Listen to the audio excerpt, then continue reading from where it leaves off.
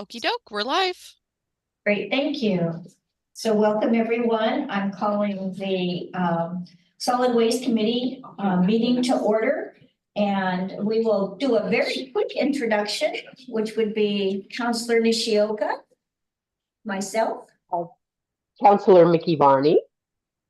And does staff want to just quickly give their names that are present? Sure. So Ryan Zink, I'm the franchise administrator and liaison to the Solid Waste Committee. Josh Eggleston, Chief Financial Officer. I'm Callie Leinenbach, the budget manager. Great, thank you, everybody. All right, so Mickey, might I hear a motion to approve the minutes from April 18th, which you very nicely ran? Thank you, and you're doing a great job. I move approval of the minutes from the April 18th, 2024 meeting. And I will give that a second. All those that say approve, okay, meeting minutes approved. And we have Mr. Shepke here for public comment. Would you like to come to the table and? Yes. And don't start the 3 minutes. He's getting ready. He's not, he won't start until. Thank you very much, Jim. I'll make trouble doing this in 3 minutes. Okay, do your best. If you would indulge me a little bit. We'll see. I was like, let's see how it goes. So this is about what you talked about. Oh, Jim Shepke. I'm here representing 350 Salem. I live in Ward 2. And this is about what you discussed at your last meeting about the cost of service model for rate setting. And we had quite a lengthy discussion of that at the 350 Salem meeting last Saturday. And I'm going to get you this handout, Councilor Varney. I'm going to send it to you. I'm sorry you don't have it. And this is what we came up with, and this is what they asked me to bring to you today, because we have preliminarily concluded that using a cost of service model to cost out the cost of each cart size creates a rate preference. And that's what this is about. And the Salem Revised Code prohibits rate preferences. But if you look at the table there in the middle, which is the situation we have today, you'll see that I have a 20-gallon can. I pay 41 cents a gallon monthly. Somebody with a 65-gallon can pays 18 cents per gallon. And we believe that's what you call a rate preference. We think somebody with a 65-gallon can gets a rate preference. I'm paying 2.3 times more per gallon than somebody with a 65-gallon can. So how would you fix that? And what we came up with there was something that in the literature is called unit pricing. And that would be where everybody pays the same per gallon. Everybody pays the same. It's also sometimes called pay as you throw. And so what you see at the bottom of the handout here is a model. It's very hypothetical because we have no idea what a unit price would be per gallon this year. And Ryan would have to figure that out, I'm sure. But this is just hypothetical. We just averaged the monthly per gallon costs. And so you know, just to give an idea of what that would do to rates. And of course, rates would go down for the people with the small cans. Rates would go up for the people with the big cans. And so we had a great conversation about this. We're bringing that to you today. We are going to engage with this issue going forward. We did have questions, and if you turn your handout over, we would love to get more information about this. And these 3 questions: what do the demographics and geography of larger cart use look like? We'd like to know. We had a lot of concern about large families, low income, large families whose rates would go up if we had unit pricing. And you can see the rest of my questions. Certainly, well, I mean, it could be large families and other people said no. It's that people don't make good use of the blue bin. They don't make good use of the green bin. They put everything in the trash and it all goes into the 65-gallon cart. But we don't know, you know, if there was some way to figure that out, that would be good to have. And then finally, we would love to see this table here at the bottom with, you know, with a real, what the unit price might be. great. Thank you very much for coming in. I know that we have had some research on demographics and where the large cans are, and oftentimes they are with large families or a house that may have several people, whether they're renters within that home or whatever. But thank you very much. You're welcome. Hi, Jim. Yes, so Jim, if you would be kind enough to go ahead and stay, I think that we have some questions for you. I just have one question. Oh, you do, good. Yeah. I'm glad. If the chair will permit. Yes. Would you be willing to share kind of the, first of all, the calculations behind this? But I'm also curious, you're looking at this on a per gallon price, and I really appreciate your consideration there. So I'm just wondering, does that take into consideration the volume also of the green, your waste, your organic bin, and then also your recycling bin, and the cost that might be okay. What we understood the situation was today is that you use this cost per service model that costs out the actual cost of each of the 20-gallon cart, the 35-gallon cart, and the 65-gallon cart. That's how we read the handout at the last meeting. That was called a line of service. Right. And so each one of those is costed out. Right. And the rate is based on the actual cost that is That's been that's been determined. determined. You've given an example. Yes, It may not and be- you know, just from a pure sort of rational standpoint, we understand that can make a lot of sense. Yeah, you pay what it costs, but the problem is it creates a rate preference. And the Salem Revised Code says that we're not to have any rate preferences. Now, if you think that's not a rate preference, I'd love to hear an argument that it's not, but we couldn't come up with one. That it clearly, you know, if I'm paying 2.3 times more per gallon than somebody with a 65-gallon cart, they're getting a preference in our thinking. Yeah. It's- Okay. And it all derives from the cost of service model. And it's understandable because you think about a 65-gallon cart, the truck, and my 20-gallon cart, you know, the truck making the route, that costs the same. You know, the guy driving the truck, that costs the same. Dumping the cart into the thing, that costs the same. You know, the only thing that costs more for a 65-gallon cart is the tipping fee, you know, in my rough thinking about it. So I understand why there's scale economies with the 65-gallon cart. And people that have one are benefiting from that and getting a rate preference. That's our thinking about this.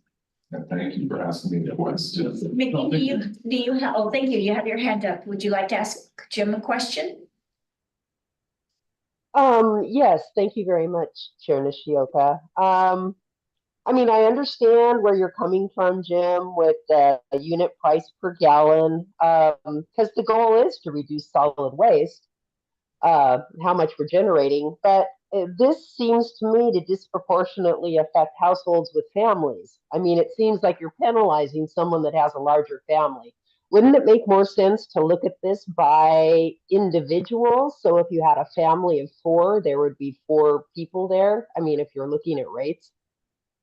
We had exactly that same discussion last Saturday, and we do have people that have that same concern. But to start with, we want to find out how many, is that really a large percentage of people with a 65-gallon cart, large families? We don't know that. It could easily be that what it really is well-to-do people that don't care that they have to pay for the largest card. So it's a convenience to them to just have the largest card and they throw everything in the cart. And you do bring up about why we're interested in this, because we're trying to reduce waste. We're trying, 357 wants to move the needle on zero waste because we're concerned about CO2 emissions and methane emissions from incinerators and landfills. So that's, that's what's behind it. That's why, 350 is bringing this to you and not some other group. Well, and I also, if it ties into waste generation of waste, I mean, just because you have a 65-gallon cart doesn't mean that you fill it up every week either. We're assuming that you do. That's the assumption here. This is based on that premise that everybody's filling up their cart, and we realize that isn't happening. But we would love to drive the 65-gallon people to a 35 and drive the 35-gallon people to a 20 and just get everybody to do the best job of recycling and composting organics and move the needle to zero waste. That's our goal. Okay, thank you. Thank you, Councillor Varney. Deanne, do you have any questions? No, I'm good. Thank you, Jim. I'm sorry, I didn't ask. Any other questions? Now, we did have a demographics map at one point, didn't we? Yes. Is that something that we might be able to share or not? It's not publicly shareable at this point, but there's some revisions that need to happen with it. Okay. It being refined, All right, but well, we'll good. definitely bring that back Wonderful, as thank you. the conversation continues. Thank you. All right, so I just want to make note on that Councillor Gwynn did arrive and is participating in the meeting. And we are now number 4, action items, and we do not have any. So I will let Ryan take over with the management update and information items. Thank you very much. Thank you, Chair. As starting last month, just do a couple quick announcements of kind of some upcoming events. You'll see if you follow the link there, and I can send folks the actual link if you want to Facebook. Otherwise, you can type that all in. City of Kaiser is having a public works day at Kaiser Rapids Park. Normally that wouldn't be an issue, something to announce here, but there's my counterparts at City of Kaiser as part of that event will be presenting waste reduction techniques and just kind of all the usual type of waste reduction outreach and that type of thing. And so I wanted to highlight that for just a bit. I'm also really excited to let you know about some of the outreach that folks at the MRF are doing, which is if you turn to packet, page 5 of your packet, you'll see field trips at the MRF. And so those of you that went to the tour of the MRF, you saw the big room we went to in the second floor. They're now holding, I think, elementary, if not also middle school tours. They've had 2 tours there and are scheduling for the rest of this school year and then into next school year for field trips and that of the MRF to help kids understand a bit more and really get the word out that way. So really taking advantage of the resources that we have out there in the MRF for part of that outreach. So really excited that they're able to get that program off the ground. So feel free to tell all your friends. They have elementary school. Yeah. Or if you know teachers that Oh, would love to be a part of that. I So wonder if MRF would give 350 Salem a tour. I'm sure they would. Yeah, so that might be something that you could go out and ask some of the questions that you might have. Yeah. If you need contact information, I'll be happy to forward that to you. Thank you. Councillor, you have a question. Councillor Varney, do you have another question or a statement? I just wanted to mention, thank you. I think these field trips are a wonderful idea, great learning experience. However, with the financial situation of the school district is Marion County proposing providing funding for the transportation to the facility? Are you supposed to know that? I don't know. I know that the tour itself, the field trip, there's no cost to be there, so it'd just be whatever that transportation and staffing that the school would need to provide. In terms of the funding, I think that might be an interesting grant opportunity that either the school district or the city or county we could look into.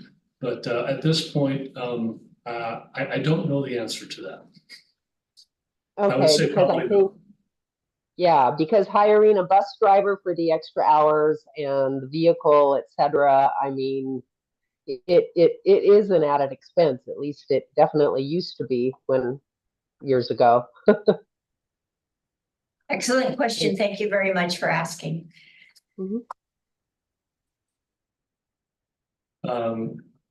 Next 5B, I'm very happy to say that we finally have our tour. Speaking of tours, Yes. we have our own field trip down to Coffin Butte and the Pacific Regional Compost down at Norfolk Corvallis on June 14th from 12:30 to 4:30.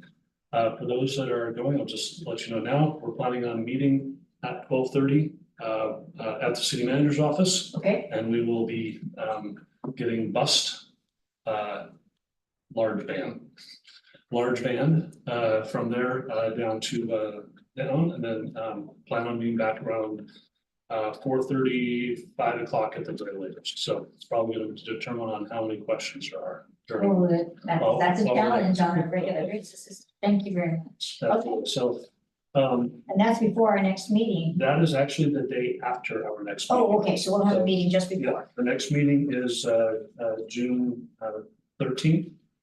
So that'll be the very next day. I'm gonna pull up a presentation here briefly. Let's see.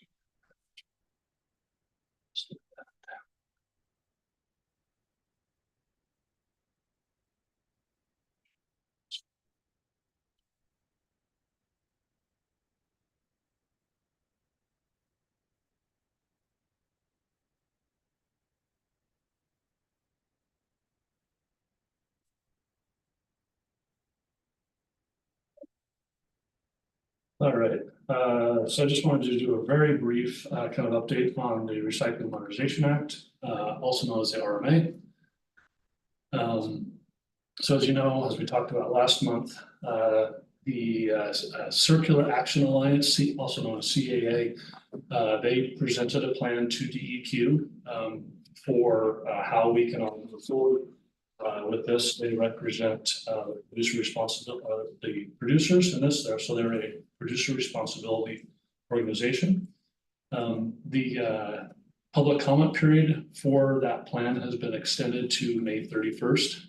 However, as I understand it, even before the plan was submitted, DEQ already is planning to reject the plan, not because it's bad, but that they're wanting to provide more time for analysis, and then giving CAA more time for another chance to resubmit. So that was kind of their planning on it being an iterative process. And so I, at this point, just from my own analysis of it, don't have any recommended comments on it. I need to reach out to my folks at Marion County and then with the haulers to see if they have anything that I can share with you next time. But at this point, I don't have I don't have any concerns that I feel I need to share with this group at this point. Okay. The general plan, though, overall, this is not unsimilar to what we saw last month, is that we will be continuing to have those discussions, though, of the expansion requests, funding, and then, you know, what existing depots, what existing infrastructure we have that needs to be improved upon in order to meet those newer needs. So we'll continue those conversations this spring and summer. Okay. We'll have feedback on, again, that plan, and then also new recycling education materials and contamination reduction programs They'll be happening this fall. And then there'll be that determination of funding authorization where the cities or the local government will have funding available. And we can either direct it, have it go directed straight to the providers, or it can be funneled through the city and we direct that out ourselves. So there's just some decisions on how that funding will be streamlined. And so that'll be happening at the beginning of 2025. May I ask a question? Yes, please.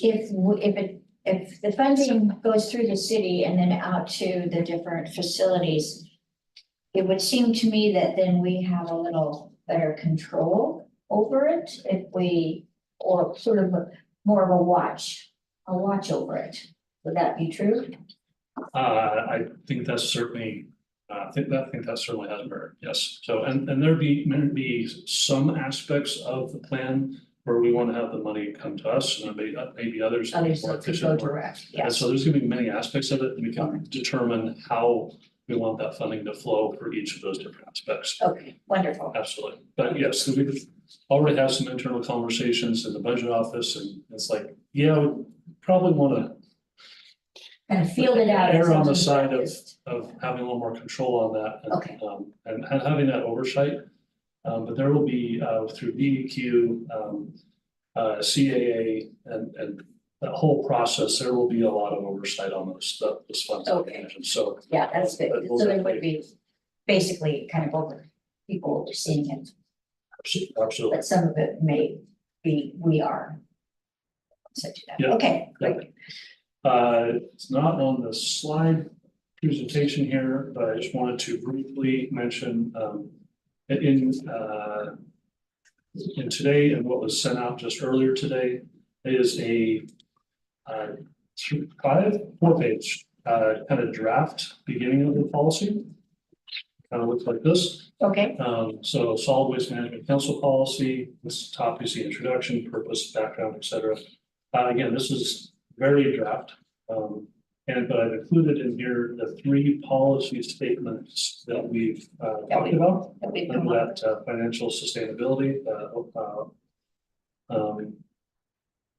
allowable returns, cost basis rates, and then allowable expenses. And so we'll be adding to this, but this is the beginning of that document that we'll continue to add items to it. So I wanted to get that in your hands.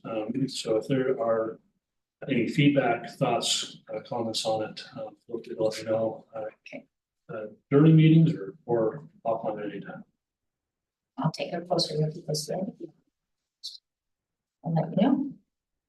The next part, and really kind of the last part of the meat of today's meeting, as you all recall, we've got kind of a long list of, hey, these are just a bunch of different topics that came up through discussion, through feedback from or input from the public, from counselors and such. And realizing that many of those, or some of those may be, very ripe for, hey, this is something that we really need to include in our policy. There's other things that, to me, this is, so I'm wanting to kind of test the waters here a little bit, kind of get a temperature check with this group. Which items are really something that need to be included in the policy that we want to have a statement on, if you will? Which areas are, hey, this is something I just would like to learn more about, but we don't necessarily need to have a policy statement on it per se. That's kind of the column number 2. The last 2 are recognizing that the climate action plan, for instance, is already has statements about certain things, and there's work will be done to address those things. For instance, here the multifamily organics and the commercial organics, and then the Oregon Recycling Modernization Act, the RMA, similarly through that process, some of these areas that we've talked about will be addressed. And so I want to just have a little bit of an open conversation about, does this make sense to you folks in terms of, hey, I'm perfectly fine with, hey, the RMA is planning on addressing recycling contamination and or local markets for recoverable material, that's going to be handled through there, and that we as a city or council don't need to make a particular statement or policy on it. Or, hey, you know what, it's great that they're doing that, but I really feel it's important for us to take a stand on something. So I've taken a swag, if you will, at where I think some of those items would line up. And then wanted to, I guess, then open that up for conversation about your thoughts, or if there's something that you feel that is missing from this that isn't being addressed, that's important to you. We either want to put in a policy or just, And I mean, if you'd like, I can, how about if I kind of walk through sure, the policy considerations. So first of all, waste reduction goals, measuring success. As I guess similar to our climate action plan, where we have goals for what's it called? Greenhouse gases, greenhouse gas emissions. We have goals within that for reduction of emissions. I think it would be helpful and important for council to say, hey, rather than just saying we want to reduce, like what are our reduction goals? So we have something that a target to aim for. That is, however, covered fairly heavily. At least there's some overlap with the climate action plan and the RMA, but just recognizing that. But I see that as an area that we could put in our policy. yes. The next under that are some curbside service options. There's a couple of things like bulk waste, what size of carts are most appropriate for our community? Do we need to add a larger one? Do we reduce and say, no, we're only going to have some small ones? Are there some changes that need to be made there? So what are those curbside options? There's a couple other things that have been brought up, the city franchise fee. So the 7%, more particularly the use of those funds. Right now, they're all, they go into the general fund pot. They're used for providing general fund services. I've heard questions, or there's been some discussion about, do we raise that? Do we change that? Do we allocate or assign some of those funds specifically towards waste reduction activities within our community? Do we help to provide maybe funding for buses to go out to the field trip to the MRF, or local micro grants for businesses, for providing compost bins for people in their kitchens, or there's no whole host of things there. I see this as an area where, if not a policy, we can at least have a, hey, this is the plan that we're going to want to move forward on. But I see that as a potential for policy consideration. So would this, let me ask a question. Please. So would this be something where we could make sure that it's a cost recovery for, like the idea of whatever this fee is, it covers the costs and it's not depleting staff time for their activities with it? I'm hearing the term cost recovery with fees and Yes. things. And so are you thinking that this would be the 7%, or if we decided to increase it, would then cover the costs of writing up the policies or managing anything within this? Is that something that these fees would go towards? It could. So as decided by council at some point. But so yeah, if we wanted to increase this, say we increased it 1% or 2% to fund specific improvements or programs within solid waste. So there's a direct tie between the funding and that added program. Okay. So yeah. So it would be for programs, not necessarily for staff time. Am I hearing that correctly? There may be staff time within. Within, yes, okay. All Sure. right, so for questions, thank you. Yep. I'll wait. The last item on here, the CPI or inflation factors, that we use during our rate review. I don't see this as a super hot topic or an area of concern necessarily, but I know that in other areas within the city where there's a specific defined inflation factor for X activity or for X whatever, This is an area that we could remove any, or just provide clarity. I guess I should say, provide clarity if this is what we're using for factoring fuel increases and the method of doing that, or how during this process we're going to be calculating labor increases, and just that type of thing. This would be essentially memorializing current practice and providing clarity into that process. So I don't see that as of a high importance. It's not on my, hey, this is something that would be really helpful, but I see that as something that could just provide some clarity throughout that process if needed. Any questions on or thoughts on kind of that first column of policy considerations? Any of those just say to you, nah, we don't need that. Yeah. I do have a question. Is the CPI inflation factors, is that different than our cost setting process? No, so those are the CPI or inflation factors that are used during that cost setting process or the rate setting process. Or rate setting? Yeah, that's what I Right. meant. Yeah. Right. Okay, because I think that's important to have. I just wasn't sure if those were included as part of that. Right, so we have historically used certain industry inflation factors or methods of calculating what those cost factors would be as we're forecasting the cost for the COSA. And so this would just be providing some more clarity into, hey, these are what we're using, and we're defining what we're using for those inflation factors before starting the process. So there's no question as to what we're going to be using.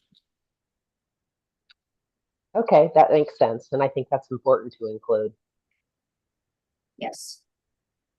So do you have any questions on this first section? So the next section, kind of that discussion / information. I've obviously had a lot of questions around medical waste. In fact, I believe on I think I skipped over our policy work. I apologize. Page 6 has an updated work plan that we've talked about.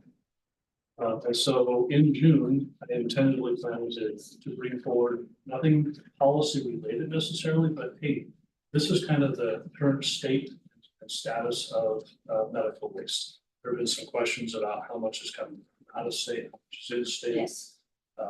Where's that going? So you're bringing that to our meeting on June 13th. Yep, Got it. planning to bring that to this meeting. I see that as, but I'm looking again for some clarification that bringing that as here's information, great thing for discussion, but may not necessarily be something that we take a stand on in terms of a policy direction. If that's not the case, if this body wants to take a stand on that or feel something different, and that can change. It always change. But that's just kind of the general. Everything can change after common review. Absolutely. So, and so the next is speaking of Coffin Butte. So just that whole the relationship between Covanta, Coffin Butte, there's emissions from Covanta, leachate, the PFAS, and the treatment of water, and all of that kind of stuff. I have that tentatively on our calendar for July under the other topics at City of Salem Waste Processing Facility. It'll be a little bit, hopefully a little broader conversation. This will be after our tour down to Coffin Butte. And so just kind of a flow chart, if you will, of, hey, here's where stuff is moving, and here's the potential touch points with the city and certain facilities for these different types of waste and plant cover and leachate, and just kind of understanding kind of the system of the management of that waste. Next on this is kind of the EV garbage trucks. I'm actually I'm excited to announce that Republic Services is, I believe, in August, will have 1 or 2 electric trucks in this market. There's no rate impact on, with those yet. This is kind of a pilot project that we're looking at. Republic Services has been working on this for a while. I believe they got a grant with PGE. Yeah, I was just gonna say, I thought that. Yep, and so they have they have charging stations out their location here in Salem. And so I'd like to bring just some information on the status of that. If we move forward and if we do take a policy stand on that, there will be a rate impact to that. So let's see there you see rates, potential policy impacts, and there could be some climate action plan overlap as well in terms of emissions and that type of thing as well. So, but I see that as a discussion information point, maybe not necessarily something that this body takes a policy stand on. Next is current promotion of outreach and education. Again, there's some climate action plan and RMA impacts or overlap there as well. I haven't spoken much with this group about what we are currently doing. I alluded to it a little bit with our opportunity recycle report that we submit to DEQ each year. And so I'd like to get that before this body and just say, hey, this is what we're doing. But then also with climate action plan, there's a lot of overlay there. There's some specific elements. Ryan, sorry, Sure. Counselor Hoy is going to join. I just wanted to let you guys know. Oh, wonderful. Okay, I'm going to add her now. Thank you. Thank you. So there's some specific elements within the climate action plan that talk about outreach. And then also with the RMA, it's very heavy with a statewide messaging for recycling, statewide outreach. And so there'll be a big overlap and maybe significant changes coming for Salem within that area. Okay, so we probably need to just be up to date on it, not necessarily be putting it in. And so that's what I see, but again, looking for direction if anyone has a difference in opinion there, or thoughts. And then there's this general concept of zero waste.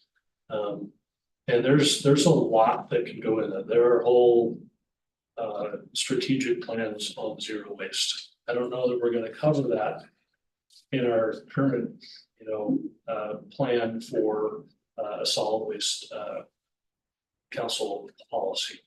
But something that I think down the road, as we're looking at this, we can look at what the overlap is. We can look at, what would that actually mean? And I think a lot of the other elements that we're talking about here or see here will lead us that direction to that conversation. So looking at having that conversation first, that discussion as kind of an information item, see where those touch points are, and then possibly that rolls into a future policy discussion. So I can't see if Counselor Varney, do you have any questions on it, on those recent? My only, let's see. I see we have a number of them on our work plan. In September, we're going to be talking about the waste reduction goals statement. I'm thinking about zero waste should be included under our policy considerations. I think we should have a statement about it eventually. I don't think we need to go into a lot of details, but I think it should be included in the policy. Let's see, other things. The EV garbage trucks. I guess if we're going to talk about those a little bit more, what we can do to incentivize more of those, I feel is important. Anyway, just some comments. Thank you. Great, thank you very much. Counselor, do you have anything? I'm good. So my comments are the medical waste, and like you said, we've had a lot of conversations. There's additional services that help manage this, or are all the haulers doing it? Because I know Republic picks up mine. And so do the other haulers pick it up or does someone else come if somebody's got their red plastic bin out? So every single hauler works together so that, yes, there's every hauler will do that. I am aware just because my wife happened to use the service. I guess she went down to Walgreens and she bought the little Container, red container, and there's our mail-in services. there are mail-in Yes, services. and so there are a number of options that way. So what I'm wondering is, and if we discuss this more, it may not be the right time, but if there's any rates that need to be set, then I think that should also be included in policy. If we need to discuss rates and the percentage of increase, so that might be something that would need to be under policy if all of the carriers are doing it. Yep. I also feel that I agree with Counselor Barney in the sense that maybe having a simple statement within the policy on the goals of trying to get to reduced or zero trash rates and basically trying to make sure that people are aware that, we want them to use the food waste and recycling to the best of the abilities with the new programs that are becoming up. So a simple statement in the sense of trying to reduce the landfill or somehow try to encourage reduction of waste. So as a clarification, might that fall under the waste reduction goals Yes, under the policy? yes, Okay. that's okay, but you had it in the separate category right here. So I see zero waste is kind of, if I can. Yes, So please. I know zero waste is a kind of a catchphrase for some certain plans. And that tend to be large strategic plans all around zero waste, very specific to Okay. that. And so before we Jump into jump that, into that, start here. I yes. like it. All right, good. Sounds good. So that was my thinking. Yeah, no, that's great for clarity for me. Thank you. So I guess if there's gonna be rates for the medical waste, it might need to be considered part of the policy. So if I can respond to that, so yes, I know we kind of sped through the rate process as one of the first things that we did with this committee. And part of that was medical rates, medical waste and medical disposal. And so that, yes, is definitely part of that. In fact, next month, I anticipate. Yeah, medical waste is on the list. That's, Medical waste, and then also a 2023 consolidated COSA, which means I am expecting that the haulers will be presenting to me, to the city, how they finished 2023, their financials, and their forecast for ending 2024 and into 2025. okay. And we'll be presenting that to you next month, along with some of that medical waste information. And so there may be, yes, both a conversation about just the flow of medical waste, but then also as part of that rate discussion will be any, if there's a proposed increase or change to the existing rates for medical waste disposal. All right, well, it sounds like we still need to discuss it before it gets shifted over. We need to shift it to policy. All right, so did you want to talk about the other two columns? Under climate action plan, there's a lot of language in there about managing organics for multifamily. I think there may be a small element of that within the Recycling Modernization Act, but and we've talked about it in here. I think there was some testimony either last month or the month before about the countertop compost. I forgot what they're called, but anyways, machines. I looked them up. They're not cheap, but they're certainly interesting. So what options are there? I've been talking with Juliana, our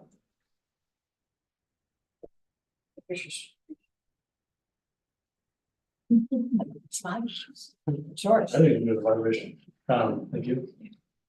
You know, that looking at what other options are there, within the multifamily, properties, recycling and, collection of mixed organics, food waste, it's difficult, to manage through, your standard curbside collection services. And so, you know, what are some other options? What are the alternatives to that? And so I'd like to bring back the beginnings of that conversation and what are some of those as we look at this, but through the climate action plan, I believe that there's already a body that's working towards that. And so I don't know that we need to put that as a policy consideration at this point. But see it as, you know, assist and help in climate with the implementation of the climate action plan as that moves forward, as those elements are implemented. Similarly, commercial organics, so this would be maybe restaurants and that type of thing. There are collection service now for that.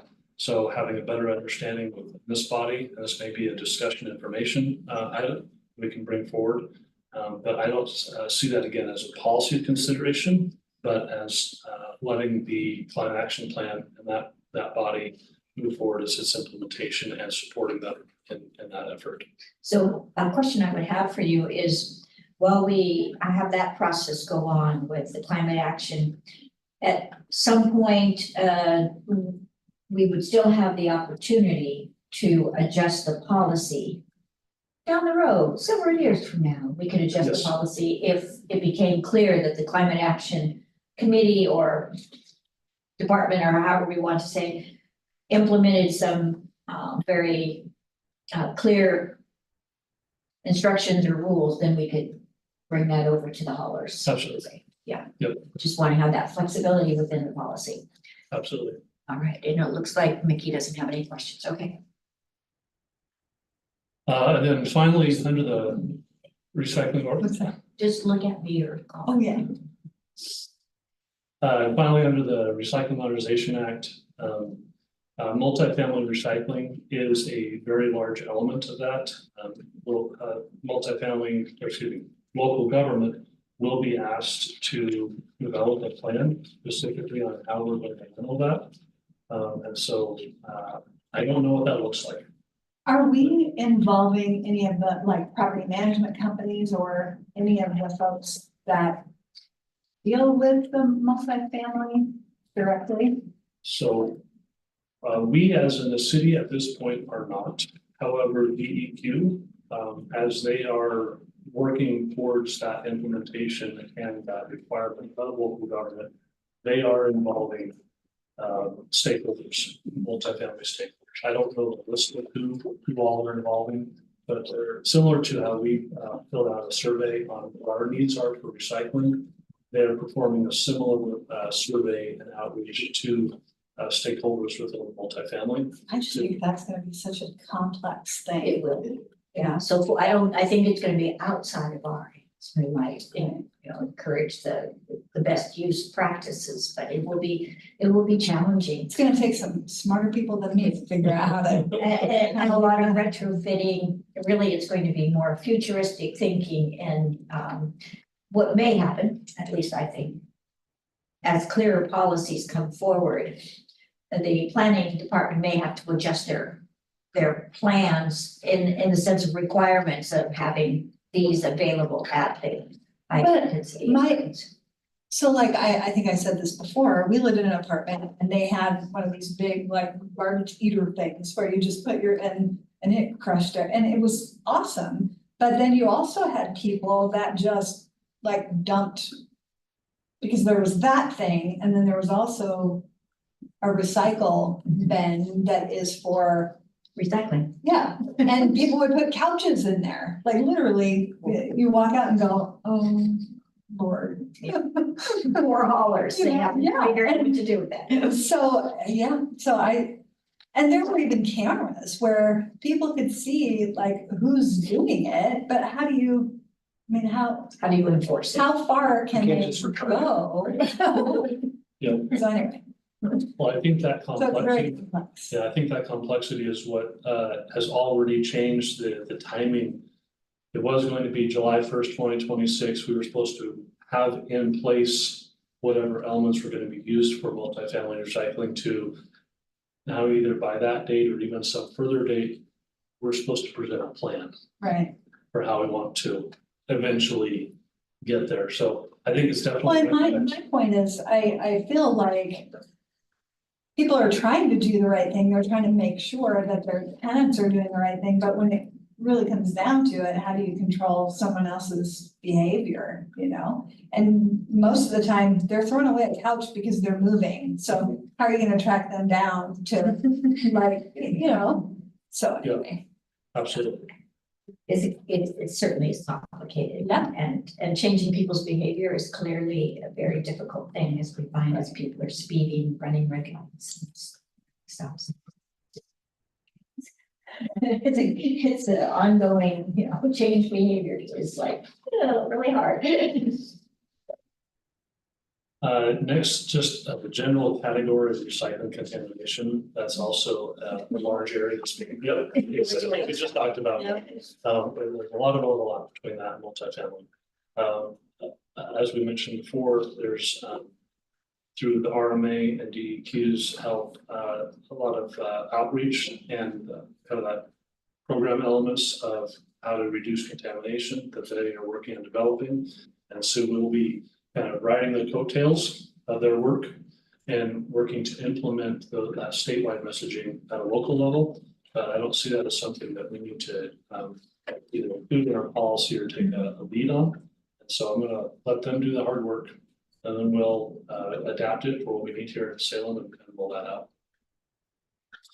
And then finally, this topic of local markets for recoverable material. That is a very big element of that Recycling Modernization Act of the RMA, and pushing that back to the producers to say, hey, you guys need to have a place for your material at the end of its life. So it comes back into be a usable material and have that circular economy, if you will, with the material. So I don't know there's much we can do with that at a local level. Unless then there's something we can support legislatively, that type of thing. But we're going to let them do the heavy lifting on that. So if we wanted to take a policy stance on that, maybe a statement of supporting legislative efforts to ... You know, so I can see we can doing something like that, but that work's going to get done one way or another. So Yes. without whether we put it in our policy. Okay, so that might be, you know, maybe sort of the same thing for a simple statement of Zero waste. zero waste. Yep. I think just to kind of keep that in the forefront and on the policy, but at the same time, recognize that it's a long road. What I'm really interested to see is kind of what our status is, if you will, kind of taking a temperature check before RMA, what our current status is, and then what things look like after RMA and after that's implemented, to see what's changed. Has the needle moved with that process, and then how do we continue that momentum afterwards?